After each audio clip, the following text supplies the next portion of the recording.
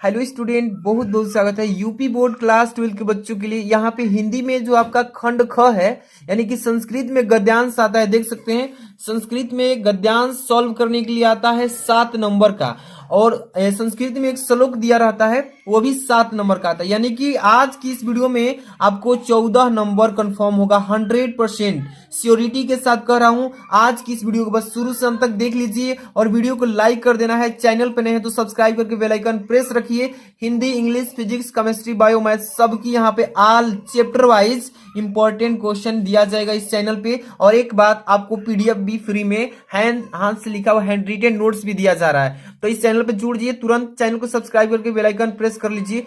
इस वीडियो को तो पूरा अंत तक बस देखना है। आपसे एक रिक्वेस्ट है कि इस वीडियो पर 1000 लाइक, मतलब 1000 लाइक्स ज्यादा से ज्यादा पहुंचवा दीजिए, ताकि आपके लिए ऑल सब्जेक्ट का मैं इंपॉर्टेंट क्वेश्चन इस चैनल पे प्रोवाइड करूं।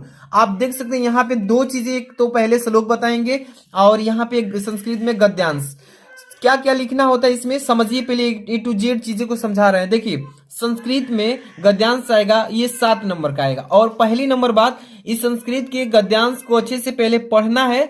पढ़ने के ठीक बाद इसमें पूछेगा इसका संदर्भ लिखिए। इसके ठीक बाद क्या करना है, इसका संदर्भ लिखने के बाद हिंदी में अनुवाद करना होता है। ठीक है, इतना ही बस लिखना होता है, आपको 7 नंबर मिल जाएगा। तो पहले इसको ट्रिक से समझिए कैसे लिखना है। बोर्ड एग्जाम में कॉपी भी एक एक चीज इस वीडियो में सिखाते हैं। चलिए तो शुरू करते हैं, पहले अंत तक देखना है बस।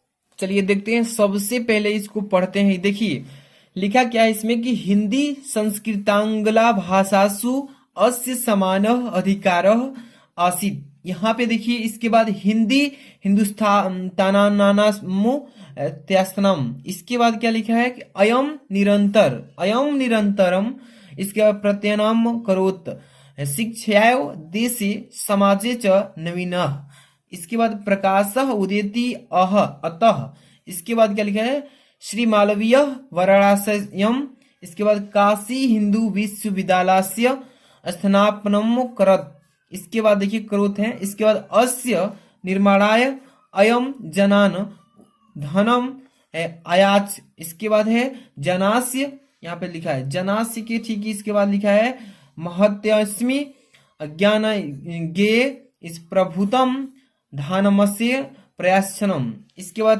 तेन निर्मितोयम विशाल है। ठीक है, विश्वविद्यालय भारतीयनम, यहाँ पर देखिए दान शीतलायम, इसके बाद श्री मालवीयस्य यशस च प्रतिमूर्ति विभति, इसके बाद लिखा है कि साधारण स्थिति कोणापि जन महोत्सव, यहाँ पे महोत्साहन है। ठीक है ना, सहन।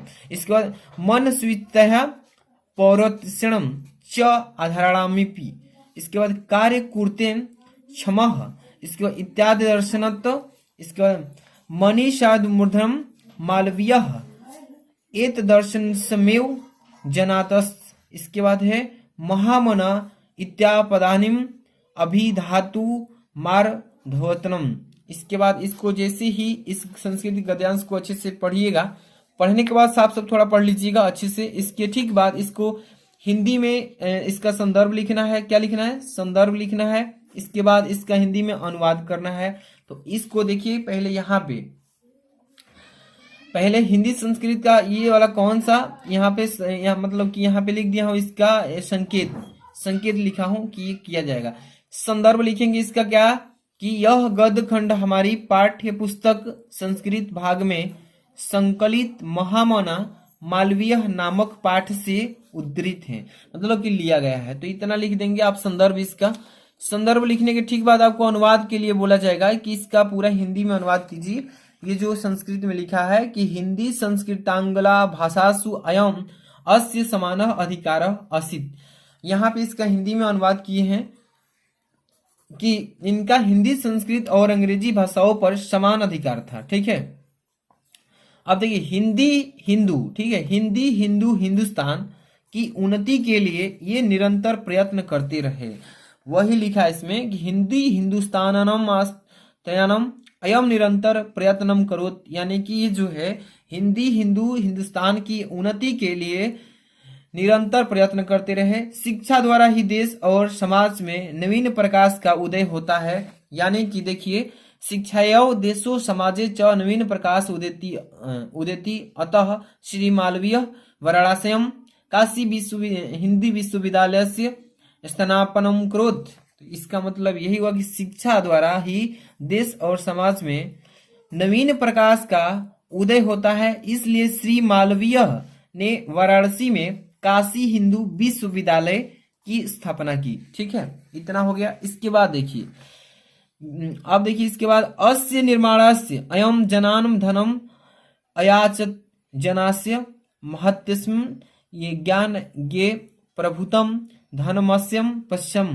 तेन निर्बंधोयम विशाल विश्वविद्यालय भारतीयानां दानशीलतायां श्री मालवीय यशः च प्रतिमूर्तिक विभक्ति।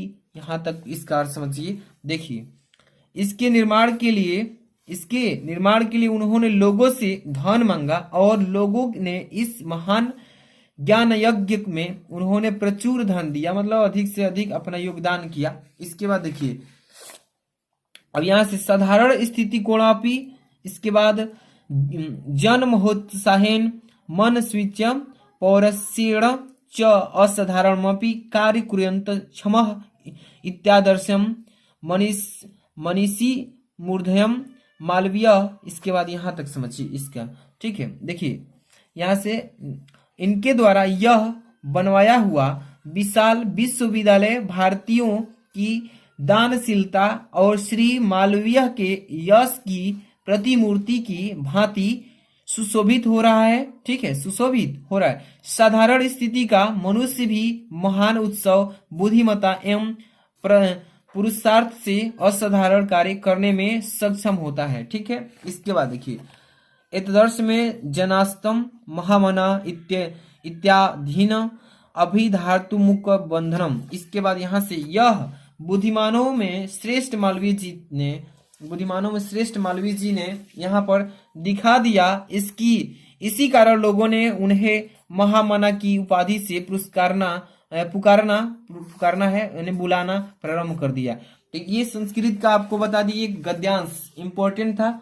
इसका हिंदी में संदर्भ लिखना होगा, इसके बाद अनुवाद करना होगा, जिससे बताया 7 नंबर इस पर मिलता है। इसके बाद आपको श्लोक बताते हैं इंपॉर्टेंट, जो पेपर में हर साल पूछा जाता है श्लोक। तो यहाँ पे देखिए श्लोक क्या है इंपॉर्टेंट सा, ये आपको पेपर में 7 नंबर का आएगा कि सुखार्थिनः कुतो विद्या कुतो विद्यार्थिनः सुखम। इसके बाद सुखार्थिनः वा त्यजेद विद्या विद्यार्थी वा त्यजेद सुखम। अब तो देखिए इसका संदर्भ लिखेंगे। यहाँ पे संदर्भ में क्या लिखेंगे कि यह श्लोक हमारी पाठ्य पुस्तक के संस्कृत भाग में संकलित सुभाषित रत्नानी नामक पाठ से अवतरित है। तो ये चीजें आपको समझ में आना चाहिए कि संदर्भ इसका कैसे लिखेंगे इस श्लोक का, कि सुखार्थिनः कुतो विद्यार्थिनः सुखम, सुखार्थिनः व त्यजेद विद्यार्थिनः व त्यजेद सुखम। इस श्लोक का संस्कृत का यहाँ पे आपको क्या लिखना है, सबसे पहले संदर्भ कि यह श्लोक हमारी पाठ्य पुस्तक के संस्कृत भाग में, किस भाग में, संस्कृत भाग में संकलित सुभाषित रत्नानी नामक पाठ से अवतरित है। ये चीजें क्लियर। अब क्या करना है इसका, यहाँ पे इस संस्कृत का श्लोक का अब हिंदी में अर्थ समझाना है अनुवाद करके। ठीक है, यहाँ पे जैसे देखें कि सुखार्थिनः कुतो विद्यार्थिनः सुखम, इसका मतलब क्या हुआ। देखिए सुख चाहने वालों को विद्या कहाँ और विद्या चाहने वालों को विद्यार्थी को सुख कहाँ। कह रहा है इसमें कि सुख चाहने वालों को विद्या कहाँ, यानी सुखार्थिनः कुतो विद्या, मतलब जो सुख चाहता है उसको विद्या कभी नहीं मिल पाएगी, वही कह रहा है। और यहाँ पे लिखा है कुतो विद्यार्थिनः सुखम, और जो यानी कि सुख, जो विद्या चाहता है उसको सुख कहाँ, वो तो पढ़ाई में ही, वो तो अपने विद्या को अर्जित करने में ही मतलब समय इन्वेस्ट करेगा, तो वही कह रहा है इसमें। आप देखिए सुखार्थी व त्यजेद विद्या विद्यार्थी व त्यजेद सुखम, इसका मतलब क्या है कि सुख की इच्छा करने वाले को सुख छोड़ देना चाहिए, यानी कि जिसको क्या चाहिए, जिसको सुख मतलब जो जिसको विद्या चाहिए, विद्या चाहने वालों को कभी सुख की इच्छा करना ही नहीं चाहिए, सुख का मतलब कि मोह छोड़ देना चाहिए। इसका आशय है कि यह है कि विद्या बड़े कष्टों से प्राप्त होती है, विद्या बड़े कष्टों से प्राप्त होती है। इसलिए जो सुख की कामना वाले हैं, जो सुख अभी ही चाहते हैं, उन्हें विद्या अर्जन की आशा छोड़ देनी चाहिए। यानी कि जिसको सुख चाहिए उसको विद्या कभी नहीं मिलेगी, और यदि विद्या अर्जित करना चाहते हैं तो सुख ही की इच्छा छोड़ देनी चाहिए, यानी कि सुख ही नहीं मिलेगा। तो इस श्लोक का आपको अनुवाद हिंदी में करना है। इसको जैसे लिखेंगे तो 7 नंबर इस तरीके से मिलेगा। तो इस वीडियो में देखिए यहाँ पे संस्कृत का यहाँ पे गद्यांश बता दिए, इसका संस्कृत में संदर्भ, हिंदी में मतलब दोनों संस्कृत में लिखा है श्लोक गद्यांश। इस वीडियो में 14 नंबर कंफर्म हो गया, 100% पेपर में यही आएगा। इसका आप देखिए नोट्स चाहिए तो टेलीग्राम ज्वाइन कीजिए, डिस्क्रिप्शन में लिंक पड़ा हुआ है। मिलते हैं नेक्स्ट वीडियो में। Thanks for watching.